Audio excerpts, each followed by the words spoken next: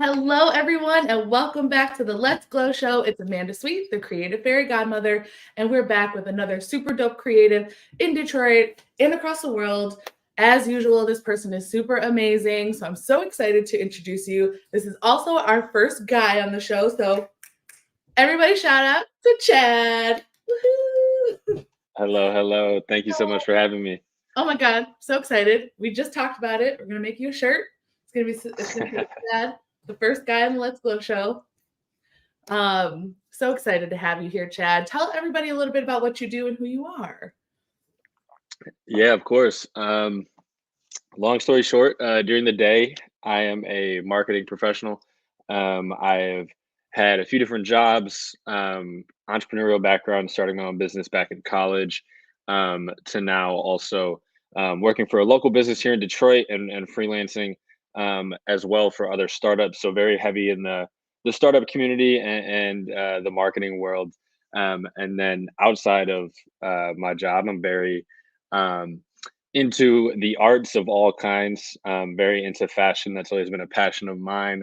I am very closely tied to kind of the photographer, videographer community through some modeling work I've done, through some creative friends I have.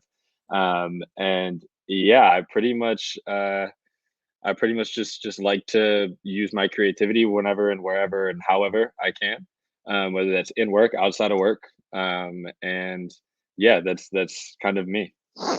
I love it. That's why I'm so excited we're talking because when we first met, we it went through our corporate companies. So our Yep, conversation yep. started like, "Hey, I'm marketing for this company. I'm interested in working with your company." And I was like, Yeah. "Great, let's have a quick chat." And we talked on the phone just like this.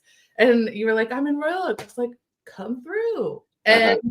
then when we met, you were like, "Oh, I do this and this and this, and we have so many friends in common." And I was just like, "Chad's the best. Like, you gotta hang out." Yeah, it was fun. I remember that. I remember sliding by and I had like some corduroy pants on. I had a nice little outfit together, but I was just swung by bamboo and or but yep. And the first thing I remember is you complimenting me on my outfit, and I was like, "Oh, this place is cool." I was like, Yeah. "Amanda's the best. Oh, Amanda's the best." So no, it yeah. was great. And it was like immediate connection with myself, my team member Allie, our other team member Hmm. Abby. We started working together and collabing like pretty quickly. Which I love. I love that about Bamboo. I love that about the creative community here in Detroit.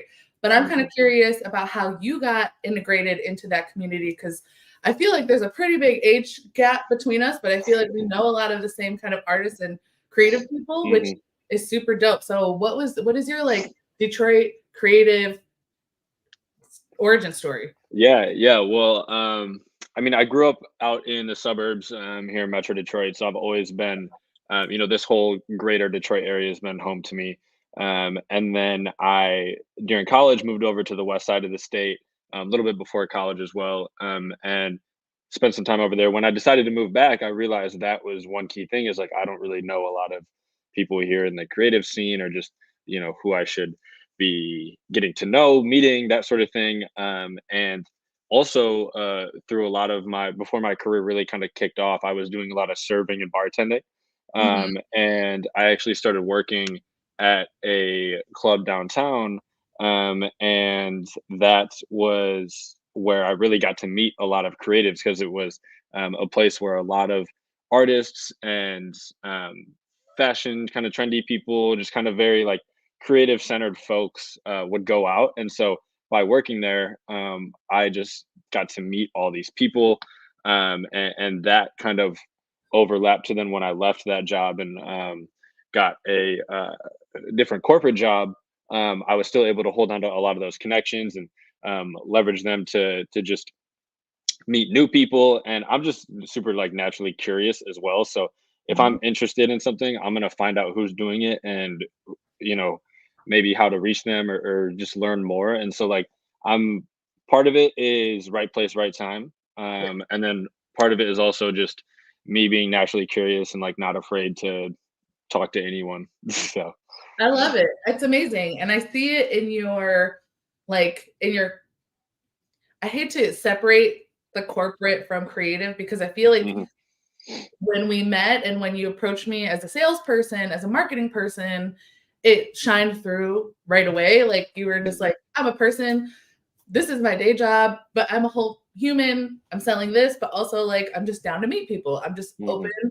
and curious about your community. What are you guys doing over here? And so, like, I have to tell you, give you your flowers. Like, I was very impressed by the way that you run your, because I don't even want to call it your corporate job because you are very much a freelancer entrepreneur and you're finding positions and creating a path for yourself, which I think is very interesting. And I want to talk about a Mhm. little bit.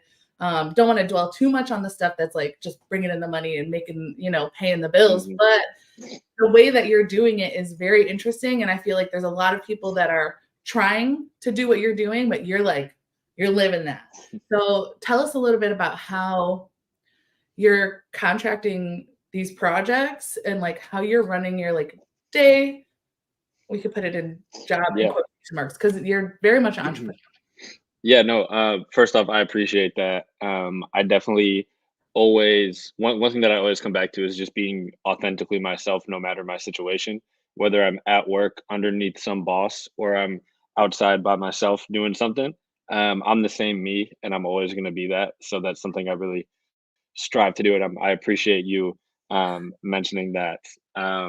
But yeah, kind of my work experience has been pretty interesting as of late. Like I mentioned, when I started a business back in college, I got pretty well integrated into the startup community. Was a part of some pretty cool programs and accelerators and those sorts of things, some organizations, and I just met a lot of people that were doing really cool things, raising venture capital money, which I wasn't doing, but it was crazy to just see like people my age raising millions of dollars. I'm like, I thought this was only on Shark Tank.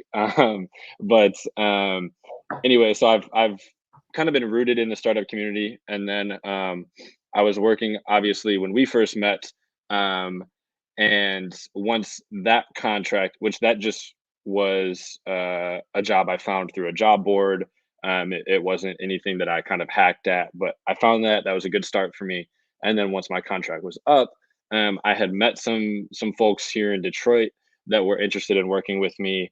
And then I also just knew I had kind of a nice network of startup businesses that would need help similar to what I do for a living. So um, it kind of went hand in hand, and I decided to just go for it after my contract was up at that first company, and then started really consistently with one business out here in Detroit, and then from there, that gave me enough to kind of okay, I have a few of my bills paid here. Like this is going to be steady and consistent for me.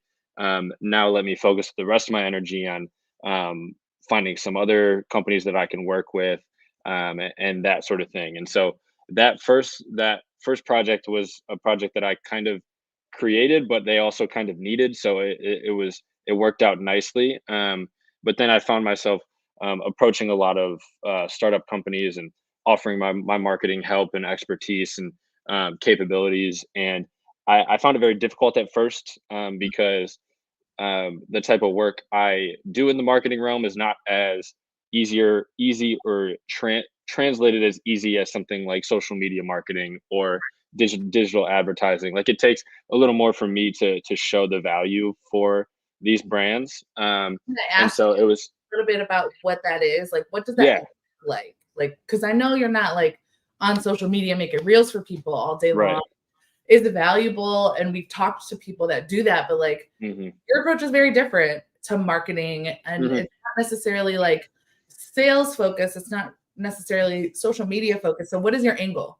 Yeah, yeah, and I'm glad we're stopping here because I definitely wanted to touch on this. But yeah, I think my work kind of it overlaps a lot with the social media world and just any business goals that a business has. But my essentially what I do is blanket term community marketing, and that's a portion of what I do. I'd say I'm a marketing strategist, focused on community building, focused on finding the right consumers and kind of places for your brand to be.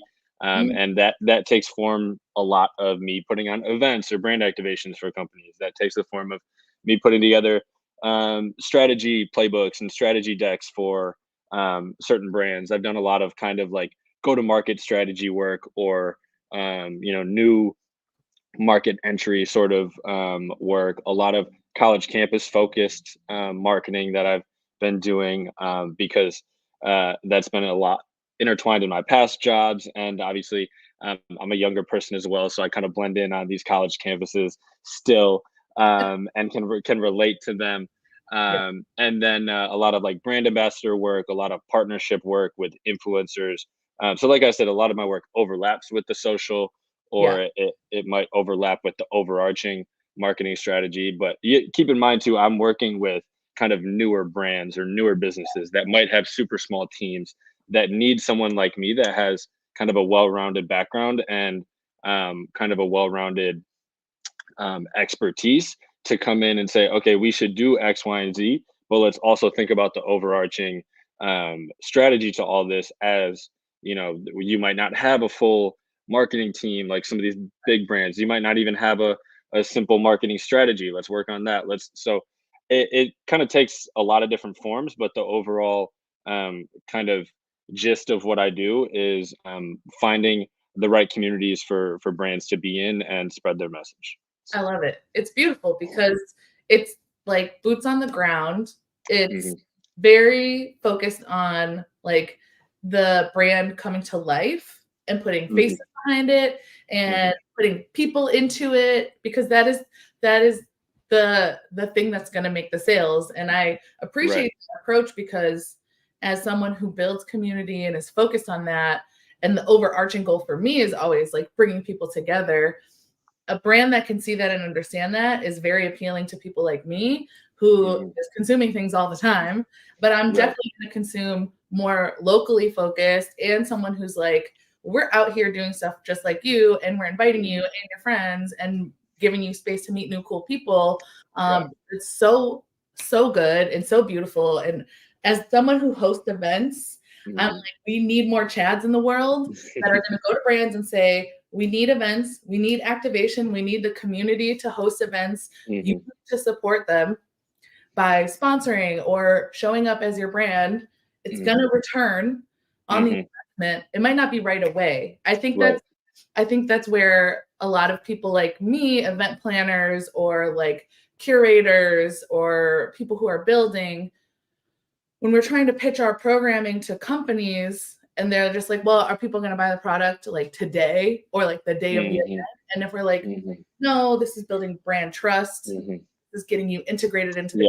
community so that when they do need you, they go to you first because they met you, they know a person, they know Chad. I can be like, Yeah. oh, I met Chad at this thing. Like he told me to come here. Now I'm going to go 6 weeks Mhm. later and then tell all my Right. friends, Right. you know, Yeah, and that's it. That tell companies that that is worthwhile? Like, how do you, as someone yeah. like, Um, well, yeah, how, I think so. Just before I kind of fully answer that question, like, yeah, um, part of that too is like I think over the past, handful of years, our society's just gotten so digital, and everything has become so digital. Whether it's social media, whether it's your email, your texting, your FaceTime, everything has become so digital that I think there's almost been like a longing for more organic personal connection from a lot of consumers, and that is almost an angle I'm able to take a lot as well with these brands. Is I know you're going to get the direct ROI from these Google ads or Facebook ads. I know you're going to be able to see and watch your follower count grow when you work with so and so and so and so, but right, there's a lot of there's a lot of brand equity building pieces that are important too, and a lot of longer term plays that are equally as important, if not more important. mm, And it just comes down to being able to show that vision. And I don't think that's, I'm not saying I'm perfect at that, and I don't think there's a lot of people that are necessarily super perfect at that. But being able to get a vision across is the number one, like, most important thing I would say. And it's definitely difficult, but it's definitely like it, it's I'm able to take that angle because there's a longing from consumers for face to face, in person, very community focused, very grassroots focused sorts of campaigns or sorts of efforts that we just that have kind of gone by the wayside over the past X amount of years. Right. It can be effective, and it is effective for these businesses to invest in that very authentic. And that's going back to how I was mentioning. I'm someone who's always authentic. That's important for the brand to be able to show up authentically as well, and that's something I try to showcase and leverage too. So I love it. And it's so, I feel like I personally also got caught in that like digital whirlwind and like focused a lot of attention. And I feel like individuals are kind of falling to that trap too, where we're like, we're longing for connection, we're mhm, supporting people digitally, but we're not going to things, or we're mhm, overstimulated mhm, because everybody's now hosting things. And I mhm. think like I always say this, like I never regret going to a thing. You know, Right. I can sleep over the weekend. I do have to make sure that I have my boundaries as a person, Mhm, but like if there's people that I want to support or a business that is appealing to me, and also like hosting an event, supporting people that I support, like that kind of stuff is exciting to me and it gets me out of my PJs and like to mhm. show up to stuff, you Yeah, totally. And I don't think like I'm not here to say that social media is necessarily bad, or it's know? we shouldn't be making the digital progress we're making as a society. Like it's all great, but it creates that longing, like we've been talking about, for everyday people. And I think my job is really, and it kind of resonated with what you just said, but my goal is to get people to move. It's to get people to step up out of their house. It's to get people to um, go buy that product. It's to get people to go invest or spend more time and thought with that brand, or spend more energy towards that brand or business. And it's one thing to try to incite or engage action off of the internet, but at the end of the day, you're looking at your phone or your computer to receive that message, Right. and it's the authentic, real life, in person sort of ways that brands can communicate and get people to move in real life. That's the important thing, because it's one thing to hop over to their website and purchase a product, but it's Right. another thing to go outside and go to an event, or go talk about how you really love this brand, or how you just, but, like, that's the end goal as well. I'm not just trying to get these businesses Like more sales. yeah. Obviously that's important, but it's to create that longevity and that effect of what this community approach kind of reaps down the road. So It's so much. And I'm going to share a tip for the people that are watching on my end. So I have a grassroots organization called The Revamp, and it's focused on quarterly clothing swaps. But I quickly found out that the only way to scale at the rate that I was hoping to scale was to bring people in and make a platform for them. So we created a brand ambassador program, which a lot of people hear of, but they don't really, know about. And I like give this out all the time. Use this program the way that I developed it. Basically, we're a volunteer organization only. And I say, hey, if you want to be a brand ambassador, fill out this application. The application says, here are all the things that we're going to give to you. We're going to give you a free photo shoot. We're going to feed you. We're going to connect you with all these dope people. We're going to give you all the images. We're going to post you, tag you in all of our content. We're launching a zine.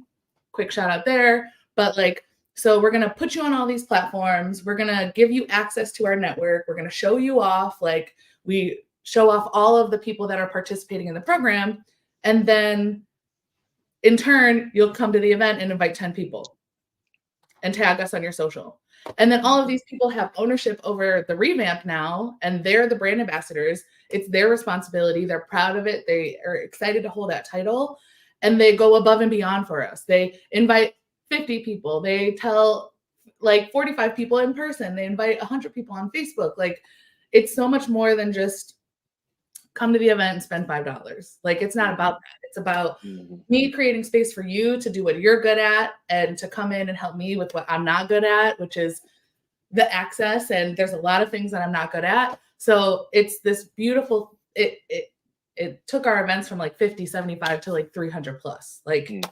it grew and people know about the brand and people see it and they understand it. And we have no money, no backing. I haven't even formally made our LLC yet, but we're here and we're still like building this beautiful community because I'm like, it's all about the people. It's all about the people. It's about giving them space to get excited, to do what they love without, with the like, you know, the barrier of failure to be really far away. We're like, you can't fail. Mhm. We got your back. We'll support you. We'll help you play how you want to play. So I love that you're going into big companies and spreading that message because like we need it and we want it. And so I'm curious Mhm. as a consumer or somebody who is an influencer or someone who is a brand activator, like how do you get these companies to trust you or how do you get them to be on your side? Like what would your Yeah. approach be? Yeah, well, I do kind of have a portfolio of work of past work, so I'm able to get in contact with these businesses, show them what I've done in the past, Yeah. um, bounce around a few ideas of what I think could work or what we could do together, and then it it it, it doesn't take very long for me to get in conversation with someone and then to feel um, comfortable, and I think that's something that's a skill that I haven't always had, but it's something that I've gotten a lot better at. And so I just show up myself and show my past work, which I'm really proud of and confident in my capabilities. And I just make sure I'm setting the proper expectations and proper boundaries and proper um, kind of just all getting on the same page before jumping into something. Mm, And obviously, it takes a little convincing and salesmanship from my end most of the time, but I'm really just showing up as myself and um, showing them truthfully who I am, what I'm capable of, what I have done in the past, and then most sometimes it all works out. So that's kind of the story there. I love that. And sometimes it doesn't. And that's part of the Right, right, and a lot of times it doesn't, right? A lot yeah. of times it doesn't, and that's okay, but you have to, it's at some point it does become a numbers game where most of the time it's probably not gonna work out, but you're gonna have your 10 meetings and maybe get 1 or 2 of them, and that's just the name of the game, and you gotta keep going, so How do you that's yeah. keep your head in the right space? How do you not, fall into the trap of like, oh, maybe this isn't working out, or maybe I'm not doing it correctly. Like, how do you keep yourself like focused on the vision and just like plow through those 10 meetings and then book another 10? Yeah, I mean, I definitely have those days and I have Yeah. those moments and I'm, not ashamed to admit that that's definitely a feeling that I catch often. Mhm. But at the end of the day too, like I, this is kind of the path I've chosen at least for now. And when I choose something and I decide there's something I want to do, I become kind of dedicated to that. And so I'm just someone that forces myself not to lose sight of the vision, just for lack of better terms. I kind of make it a priority. Right. I'm, I do like at the end of the day, there's bills to be paid as well. So it's almost like a non-negotiable. Like I have to kind of keep pushing and keep going forward. And then if there ever were to become a day, or if there is a day where I decide that maybe this isn't the right way or this isn't the right path, or I want to do something different, then Mm. that's okay. I'll just go do something different because that's what we all can do. And I think that we get so bogged down, and once we get committed to something, we have to do it forever. And I'm not a quitter by any means, but there's definitely points where you can decide, hey, this is not what I want to do anymore. Um, I'm going to remind myself this is my life, and I can just switch and do something else if I want. And so that's kind of my mentality and just how I've been approaching that. So And it's so real, and I feel like there's a lot of emphasis. I feel like it's propaganda on like, "Don't be a quitter," but, like, we're not lifers anymore. That is not something that we do. I don't know right, anybody my lifetime that I've met that's been at one place doing one thing their whole life, and yeah, at one point that was real, but that's not real anymore, yeah. and you have a long history of, like, starting and pivoting and, like, how at what point do you know? Like, what point do you know this is no longer serving me? I'm ready for the next thing.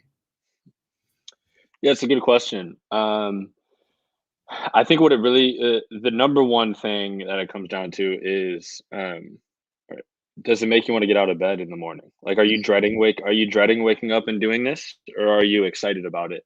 And as long as the excitement outweighs the dread, because some days you're still going to dread it, even if it's something you love, it's work.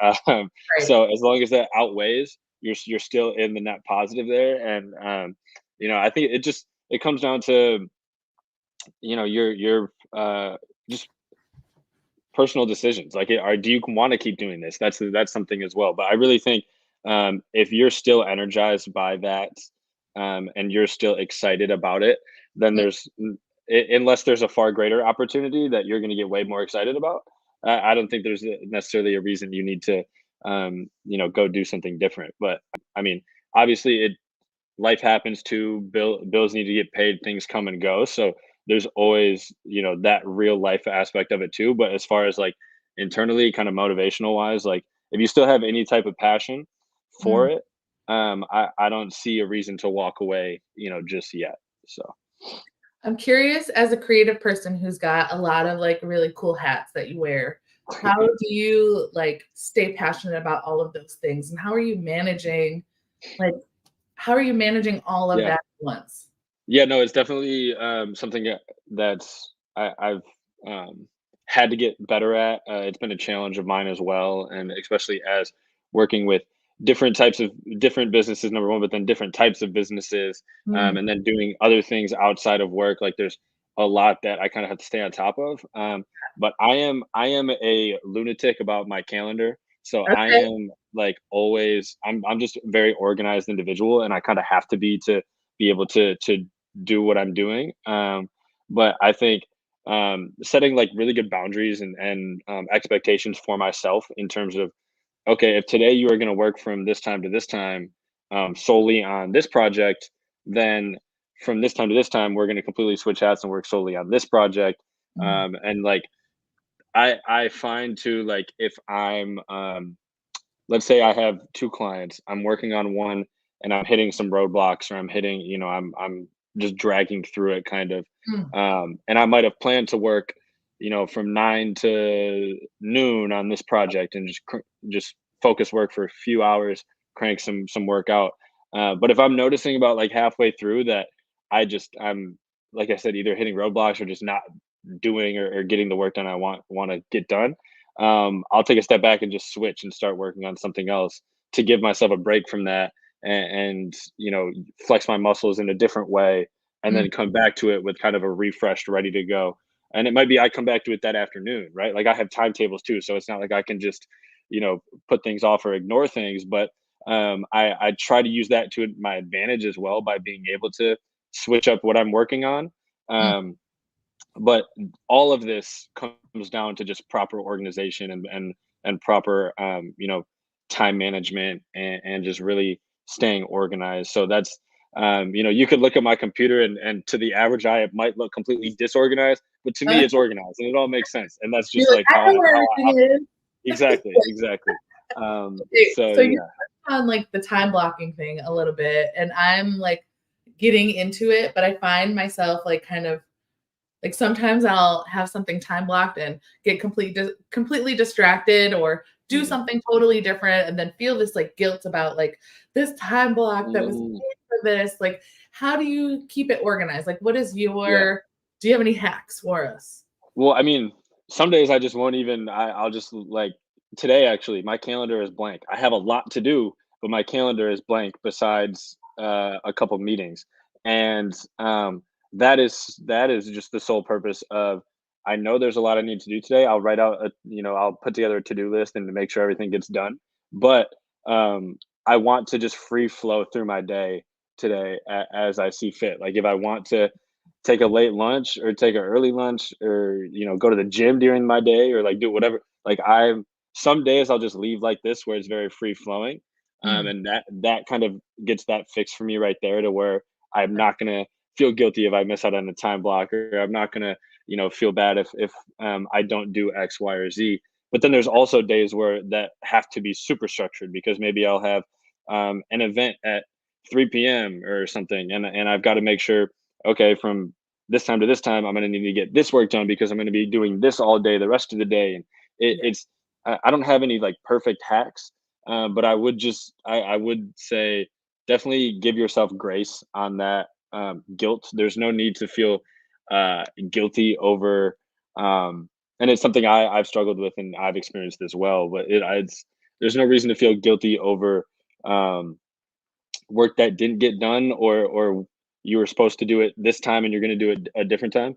As long as it gets done before it needs to get done, you're good. So however that happens and however you get to that final destination, as long as it's your best work and you're still not sacrificing anything in that realm, Mhm. there's no reason to feel guilty or feel those feelings at all. So Yeah, I love that. You've brought it up a couple times, and I kind of want to just tap on it a little bit. You said boundaries a mm, lot, which I mm, feel like a lot of the people that I know struggle with, especially when it comes to their creativity, when it comes to their personal time, when it comes to their work mhm, time. There's a lot of like gray area. How do mhm. you maintain healthy boundaries? Like what is your go-to? Yeah, I mean, I definitely keep some times, like, I definitely have time set aside every week for fun and to hang out with my friends and go outside and go to events and do different things, but just in pair with that, I have days where I'm, like, I am it's just for myself, like, evenings where I'm not gonna, um you could text me and I might not respond to you until the morning, and that's just unless it's something emergency-wise, that's okay in my eyes, but, I think just knowing what you need in order to create those boundaries. Like I'm someone that really enjoys my alone time and my quiet time Mhm. just as much. I mean, and I definitely enjoy my fun and loud time that I have with my friends, but my quiet time is really important to me. My rest and like exercise and that sort of health side is very important to me. So I think it just comes down to realize or knowing what's important for you right now, and what your priorities are, and being able to create boundaries off of that. Like I really prioritize my sleep, so I'm going to make sure that I'm in bed by 10 p.m. every night, and there's going to be days where I break that rule, and that's okay. But or there's going to be days where I'm in bed at 10 p.m. and I'm up until 1 a.m. watching Netflix or something. But it's just about being intentional with what your priorities are and lining that up with, um because there's no reason to have priorities if you're not going to protect those with your boundaries. So And how did you figure out what is important to you? Like, it sounds like you've been kind of ripping and running for a really long time. Has this always been ingrained in you, like boundary setting and knowing what you need? Is this like something that you learned over time? Like, how did you learn this? Because I'm still figuring it out. yeah, I mean, and I'm still figuring it out too, by all means. I definitely think it's something that I just learned over time. I was always, ever since I was a little kid, I was always someone that loved his quiet time. I was an avid reader when I was a child, so I would always kind of sneak off and just have my alone time and read books, Okay. um, and which is kind of funny. And I I love still do read, so it's not like I've forgotten how to read, but I think it's something I've learned over time, and it's been it. I really got good at it when I started my business in college because that was a very kind of pivotal moment where I decided that I want to focus my energy on some of these things where a lot of my friends and classmates are focusing their energy elsewhere. mm, And it took a lot of just I guess mental fortitude to be able to say no to a lot of opportunities when I knew what I really wanted to do was going to require some work and some focus, and I needed to prioritize and sacrifice a little bit of fun here for the ultimate goal. And like that is where it really started for me is when I was in college and I decided that I needed to focus on, or I wanted to focus on my business as opposed to focusing on having fun like a lot of kids in college do, or like a lot of kids I knew in college were doing. So and then from there that just overflowed into my life after I graduated, um, and just knowing the kind of the goals I have for myself and all of that sort of thing. I'm just not one to really sacrifice on my goals or my dreams. So with that comes the the needed boundary setting and the needed kind of focus. So it's definitely been something over time, and I'm still working on it. Today, but yeah. I love that. I love that.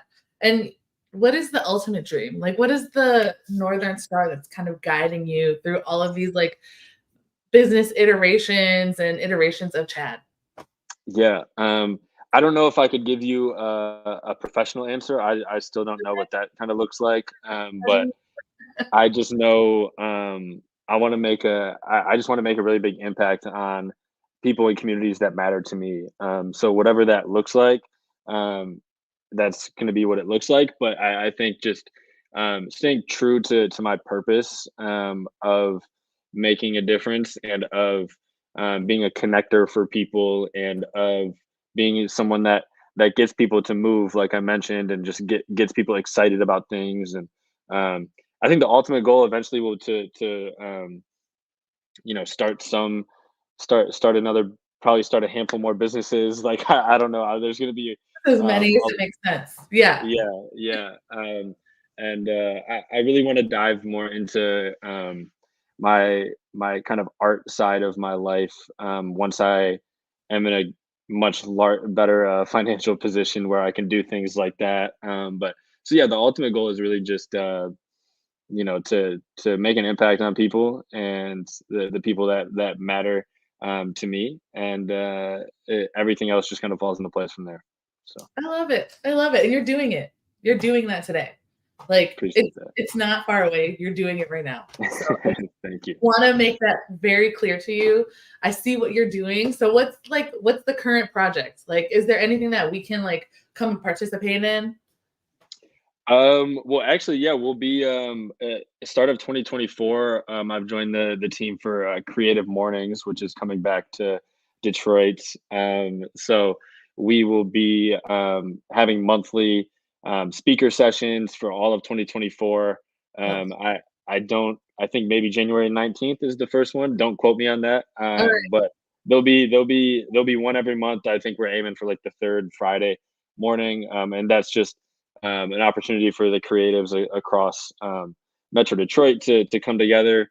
Creative Mornings is a global company that has chapters in a lot of major cities across the U.S. They've previously had one in Detroit that then during the pandemic kind of disappeared, Mhm. and our good friend is running the Creative Mornings Hey, man. team. Shout out to Taylor, and she asked me to be involved and help on that front. So we're super excited. I'm super excited to be a part of that, and that's definitely like the probably the most pertinent like public project that people can come and participate in.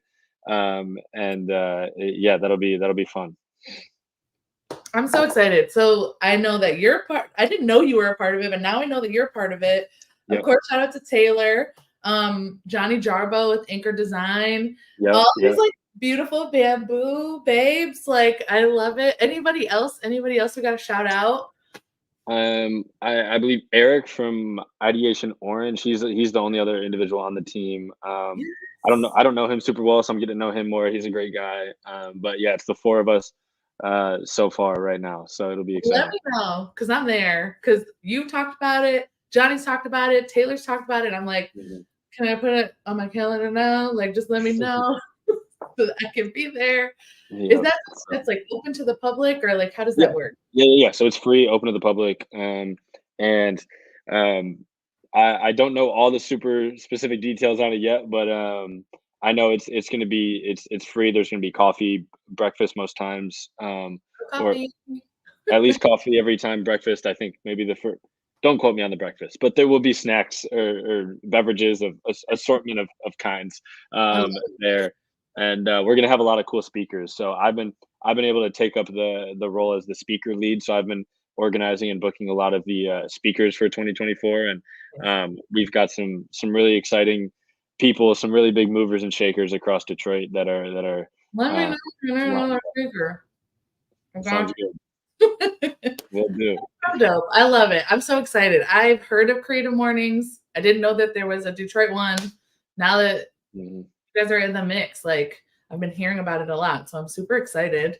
Yeah, I'm me too. super excited for you. That's beautiful. That's a beautiful project. I feel like you're gonna like just you're gonna do what you do. You're gonna just like talk to everybody. You're gonna like connect all the people, make all the Yeah. bridges. I love it.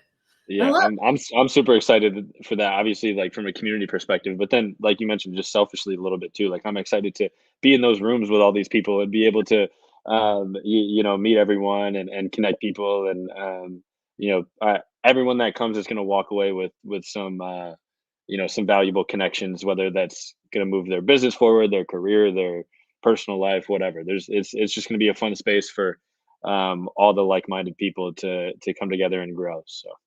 I want to talk about that comment that you made. You're like a little bit selfishly, but I feel like we just need to like talk about that for a second as creatives and business people and entrepreneurs. Like Mhm. I say this all the time. The first step to selflessness is selfishness. So Mm. focusing on yourself. What are your dreams? What are your motivations? What are your limitations? What are your boundaries? What are you willing and not willing to do? What do you want to do? What makes you excited? Like, I just want to ask why you said that and be curious about that because you're allowed Yeah. to be selfish. This No, is and that's 100%. I'm definitely selfish when it comes to my business and when it comes to my career, and wanting the credit for my hard work and wanting the all of that sort of thing.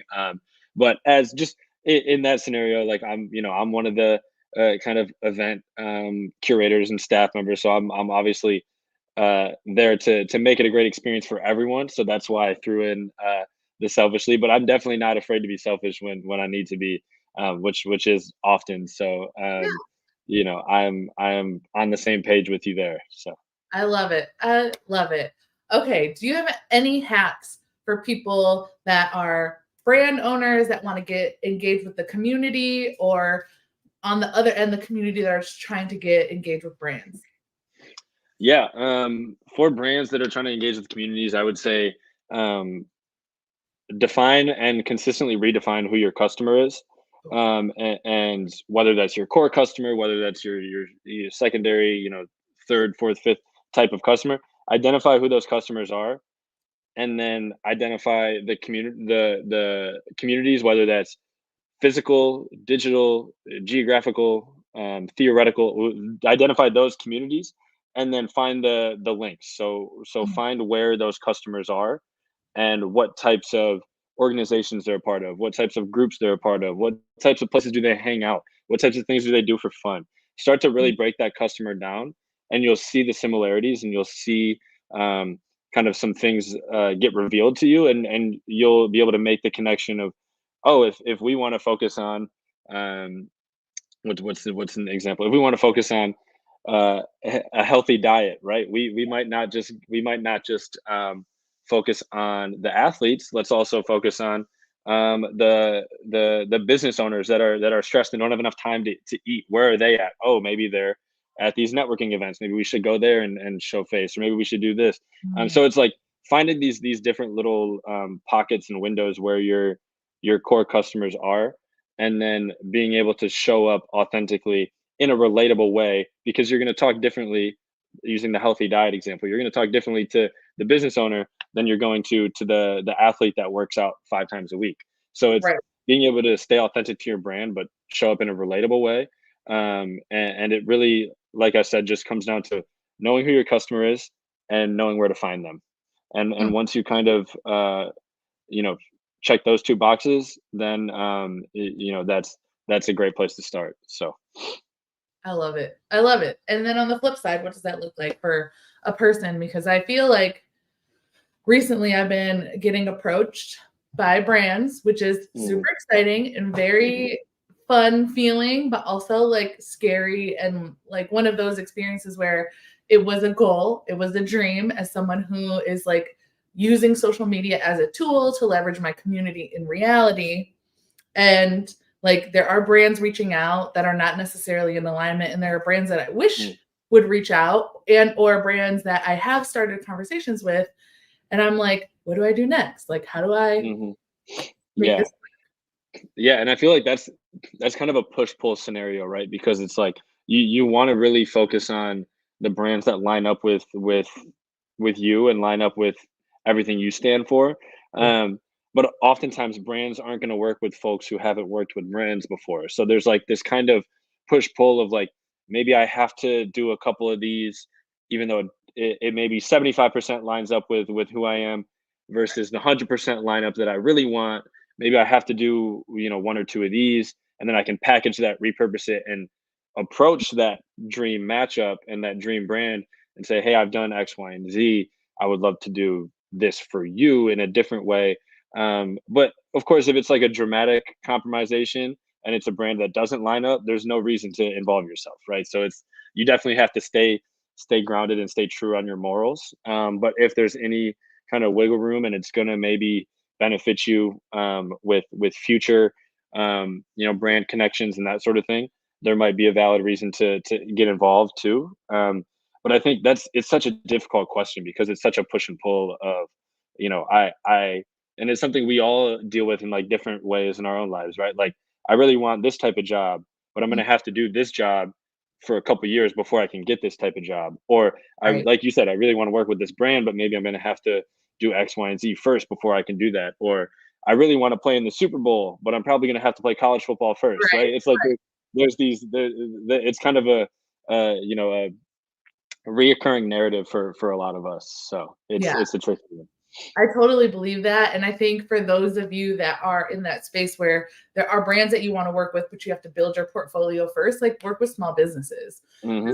Because small business is not small, and No, local a business. small business is technically anything like under $10 million a year in sales. So Exactly.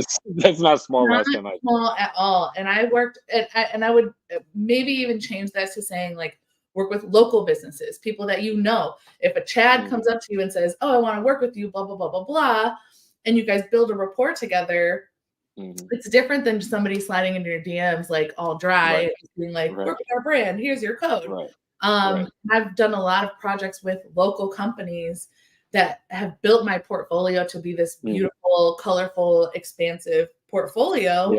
And a lot of the projects were done voluntarily or with the trade of yeah. services, but we set those boundaries and terms in the beginning. It was very clear, but I had to learn that Hmm. along the way too, because I started out just being like, yeah, I'll just do it. I'll just do everything Yeah, yeah. $0 and or for nothing, or let me just help you, let me help you, let me help you. Um, because I think I'm gonna get a return, and then it feels icky at the end, and you wonder why, Hmm. because Yeah, you're just overpouring, which yeah, is, I believe when you said push pull, that's kind of what I felt like. I'm like, yeah. negotiate the terms, set the boundaries, and if it's going to be, somebody said something to me the other day, Dell, Dell, Hmm. beautiful photographer, also a bamboo girly, and you're included in the bamboo girlies, just so you know. You're one of That's crazy. That's crazy. but she said something the other day to me. She said, um, "Don't lower your prices. Do it for free or do it for your fee. Mm, If you're gonna do it for like, if you're gonna just chop it 50% off, you might as well do it for free and mhm, give it mhm. as a gift or a sponsorship, or full price, no Yeah, in betweens." And I was like, I love that. yeah, I'm gonna use that forever. Because and individual contributor, you have oh, to, yeah. you have to say, like, this is my price. I'm gifting it or sponsoring it for you. What am Mhm, I getting in return? Like, what does mhm. this look like for me? And then I'll Yeah, execute work at a high level, just like you were expecting, and with grace and how everybody feels mhm. comfortable at the end. But it's hard. Yeah, no, I'm glad you brought that up too, because I was just gonna say as well, like, don't be afraid to do things for free at first too. Like, I obviously there's and that whole conversation can get very tricky, and there's definitely a fine line in terms of getting paid for your services versus offering them away for free. But I think like if you need to build that portfolio up, if you need to get a couple things under your belt before you can start taking on these bigger projects, then do it for free. Reach out to people, offer your stuff, do it for free. Don't be afraid to do things for free, because that obviously there's going to come a day when you can't do that anymore and you're going to need to get paid, and hopefully that comes quicker than you can even imagine. Once you do a couple free projects, then you're like, okay, I'm ready to go. Let me I've built my portfolio out. I'm feeling good. Yep. But it's like there sometimes those are the baby steps you have to take, and it might not be something you want to do, but yeah. And like you mentioned, that's a great quote. Free or full fee. Is that what you said? I like that one a lot. I like that one a lot. I So do too. And I as a someone who's a fellow model and someone who like you have to present your full self. Like when you model, mm, it's not just like you just go look cute in front of the camera. And I yeah. know people that call me and ask me, and I've mentored a lot of people that are interested in modeling, Hmm. the modeling industry and things like that. And I tell people all the time, like, I'm not getting paid to model in all these photos that I post. I'm Right. paying a lot of Right. photographers for their services. Right. Like Dell, for example. Dell is someone that I pay for her services. I Hmm. like Gabby Gina Cole Studios is someone else. Citrine Hmm. I paid for. Larissa, like I'm trying to think of all the people that I worked with, but like these are people that I'm like, I'm in alignment with your branding. The Hmm. people that are working with you and the brands that are working with you are also in alignment with the kind of jobs that I want to partake in. I'm going to invest in my craft, which is modeling in this instance, and I'm going to Hmm. work on the craft consistently. Hmm. If I have to pay for a class or a photo shoot or a workshop or a session or a coach, I'm going to invest in that because the greater goal is to just keep working and eventually get paid, Hmm. but at the same time, I'm building my portfolio out, supporting small businesses, and it's kind of this beautiful ecosystem that I think some people from the outside looking in, they're just like, oh, you just model all the time. You're getting paid to do all these modeling gigs. And it's like a lot of these modeling gigs I'm paying for because I know that Hmm. it's something that I want to invest in because I would like to get the phone call from a brand saying, are you available on Saturday for an 8-hour shoot? We're ready to Hmm. pay you. And I show up and I'm ready to Yeah. do the job because I've been working on the craft. So it's that like some things are you got to pay to work on for your Hmm. craft, some things you have to volunteer your time for, and other things you got to get paid for. And I feel like Hmm. I feel like at any level you're going to be constantly doing all three things. Yeah. You know, Yeah. it's never not like you should always be working on the craft with a mentor in some way, learning something new, practicing Hmm. consistently, and then also getting paid. Hmm. Like all 100%. 100%. yeah, I love it. Okay, so an hour passed already. That was wild. That was crazy. That was wild. I really, really appreciate you, Chad. Where can people find you, follow you, come hang out at all the upcoming events, activations, beautiful things you have coming up? Yeah, professionally wise, you can check out my website, chad-howell.com. You can find me on LinkedIn, Chad Howell. Personal wise, you can find me on Instagram.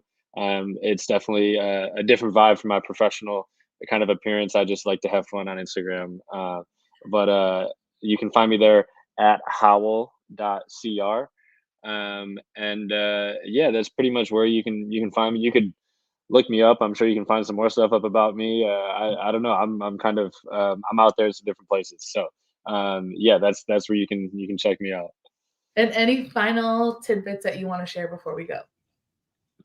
Um, just be true to yourself. Just be true to yourself. And that'll overpour into other areas of your life and other aspects. And that's definitely something I try never to lose sight of. It rings true across my family life, my friendships, my personal relationships, my professional relationships. And I think just being consistent and being true to yourself in all areas of your life, only good things will come to you from that. So. Amen. I love it. Thank you so much, Chad. I appreciate you for being here on the Let's Glow show today and being the first guy. Whoop, whoop. Even though, you're in the club. You're in the club. Awesome. Well, no, I appreciate it. Thanks so much for having me, and it was a great chat. And definitely look forward to checking out more of the Let's Glow show. Yay. Thank you so much. And thank you all for watching. We appreciate you. We can't wait to see all the magic you're going to make in the world. This is the Let's Glow show, and we'll see you next week. Bye.